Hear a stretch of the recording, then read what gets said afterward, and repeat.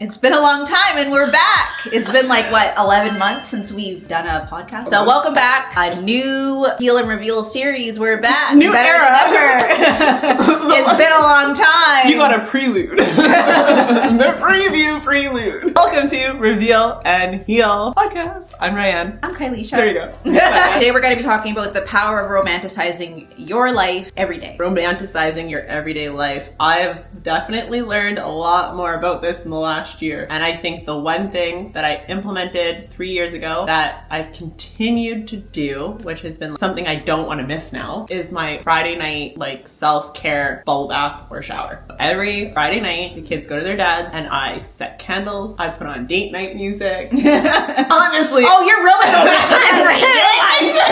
I guess everyone's gonna do, of course, everyone's different. romanticizing their life on an everyday basis differently. It's weird. I woke up last week because I'm no longer working. Long story, I'm not gonna get into. And I woke up last Monday and I was like, I'm so happy for today, which is a feeling I haven't felt in a long time. It feels so good. Take my kids to school, go for a walk. The hustle and bustle of working and slaving away and working 9 to 5 and having no energy, and then you take that frustration out on your kids. And I was like, I'm just tired. I want to do something that is fun for me. And I'm like, I know that thing is out there. I don't know what it is. I have some time to figure out what it is, but just know I am a hustler. I will figure this out. I will be getting paid from something. Women naturally are nurturing and caring, and we are wanting to pour into the love of our families and our lives and to make it soft. I've never thought about that before, but I think that also comes from the strong women I've grown up around, right? There was no soft area, nothing. No. If the wood had to be cut, my aunt was outside cutting that wood with a damn axe, let me tell you. If shit had to be shoveled, my grandma was outside with my mom and my aunt shoveling the damn driveway. The lawn has to be mowed, you out there mowing the lawn. It's a village of women on women on women. Yeah, even I remember having the conversation with you when I had Simone, getting up and making breakfast for myself every day. And you're like, you get up on a weekday and make yourself breakfast. And I'm like, it honestly, like my whole time being pregnant with Natalia, it was just,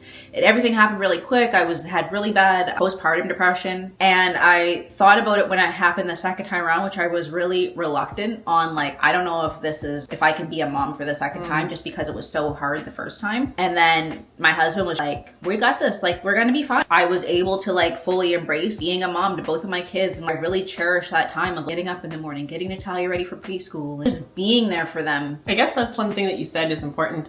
You said that you trusted his guide and his leadership on that. And I think that's really important because when you think of a couple being in a relationship or in a marriage, right?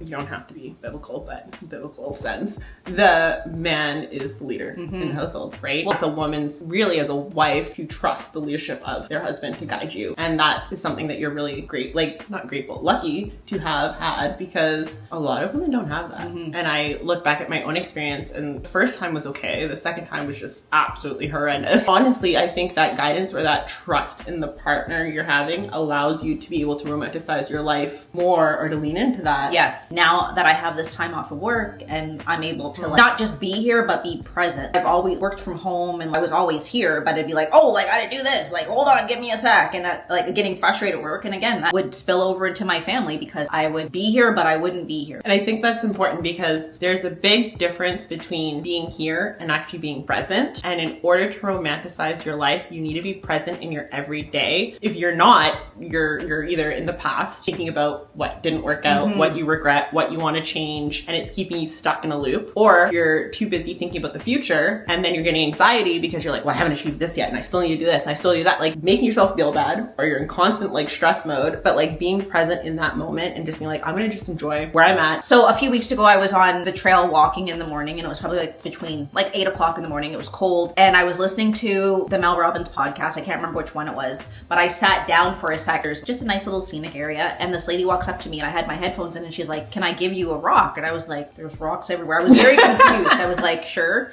And then she gave me like this little rock and it said like, Jesus loves you. And then on the back it had a scripture and it was like a small itty bitty rock. And I was like, I got up and I was like, is it okay if I give you a hug? And she was like, absolutely. And I'm like, it was just like during this whole work change that had happened, right? And I'm like, I'm trying to figure things out. I didn't like go into detail with her about this, but I was like, this is just so on brand with what I'm currently going through. Is how I know at the end of the day, everything is going to be a-okay. The universe conspires to like bring what's meant to pass always. Even like the conversations, because you had a conversation with me, you're surrounded with like-minded people, and how I don't know, it's like almost like your brain operates the same way, or certain things that are happening in your life that may be one way for you will be happening in my life, but it's a different way, but we relate in the difference, like the different perspectives. You're getting like one side of it versus the other side of it, and then you're like crossing over, but then you can give each other, I feel like we're able to give each other advice. When I say like you romanticize your life, I feel like romanticizing it isn't always just like that self-care aspect, being grateful for your life, and that's a form of romanticizing it. I love where I'm at. I love the fact that I have a roof over my head, or that I own a place, or that, you know, whatever that case may be. And I think that's a really big thing. It doesn't have to be candles in this. I am romanticizing my life by like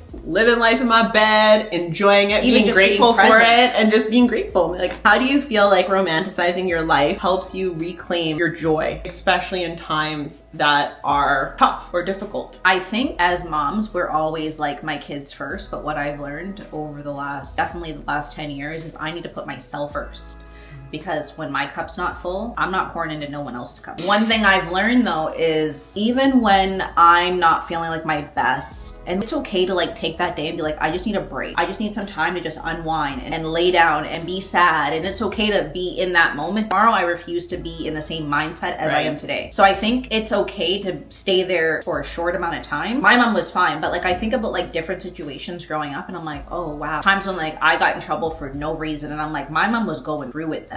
And the energetic shift. Yeah, and I was like, she was going through it. She took that out on me. She was doing the best, like just like all these things. And I was like, I don't want to have that generational trauma trickle down to my kids. So I'm like, I just need to figure out how to deal with my own emotions and my own insecurities and my own frustrations by myself sometimes. You know, that's funny though, because when we think about overflow, or we think about pouring into others, and we're saying, you know, you want your love to overflow to your kids and stuff, you forget that whatever is overflowing, whether that's love, whether that's sadness, whether that's anger, whatever, will overflow to your kids. It's being mindful of what that overflow is, because they are like sponges and they will soak up all of that and they will make it their own. I think too, when we were growing up, we didn't know how to have those conversations with our parents. Like I was scared to death to like have a conversation with my mom or dad about the way that they treat me or whatever. And the other day I was in a weird mood and Simone was like, you're being rude. And I was like, you know what? I am being rude and I'm sorry. But I think that's awesome because it's showing how much we've grown and healed in our own selves to be able to parent our children differently.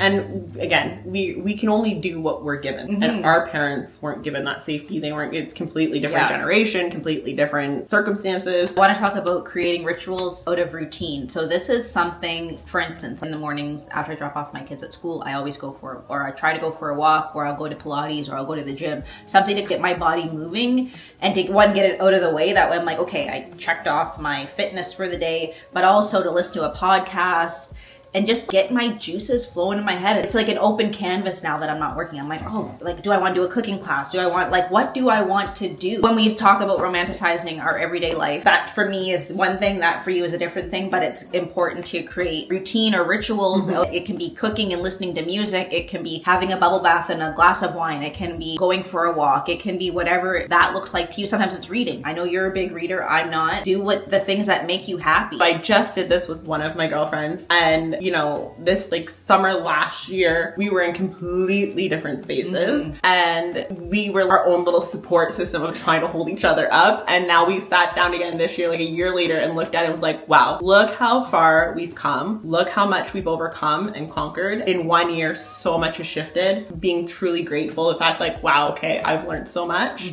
And being each other's accountability partner, because we were able to look at each other and point out areas that we've grown, but we individually didn't look at them as growth. Yeah. We didn't see it. It's interesting because to me, that is in itself a form of romanticizing your life, because you're like, okay, I'm now giving myself my flowers and being able to say, kudos to me. I've come so far and I have lots to go, but I've actually come far. And now I can like rest in knowing that like I'm not stagnant. So romanticizing your life, I had written down, is choosing to become the love of your own life story, even when no one else is watching, and learning to actively receive that love love from yourself. And not being hard on yourself. But I know I struggle with it, and I struggle with receiving love because I'm so used to giving and never receiving it in a reciprocal way. In the last year, I've had to teach myself and allow myself to receive it without feeling I have to do something in order to feel worthy of it. I do have one question. Okay. When did you first start seeing beauty in the ordinary, and like what shifted in you to allow you to see beauty in that ordinary? The shift came from talking to my uncle, and I was just in like this super dark place, and I just didn't know how to get out of it. I've always seen women suffering, and well, I guess this is normal because like this is what I see my mom go through, this is what I've seen all my friends' moms go through, is just that pain and suffering. So I'm like, I guess this is normal. My uncle was like, no, it's not. You need to change your way of thinking. And that was, what do you mean change my way? And it just snowballed into self-help, and I was like, oh, self-care, pouring back into your own cup, doing anything that makes you, like, just all these things that were like foreign to me, right? I'm like, that's when I was like, oh, I can teach this to all my friends. Want to know down below what's one small way you're gonna romanticize your life this week, or that you already do. Thank you guys for watching. Don't forget to like, comment, and subscribe, and we will see you guys in our next video. Bye. Why you say bye like that? Bye. Bye.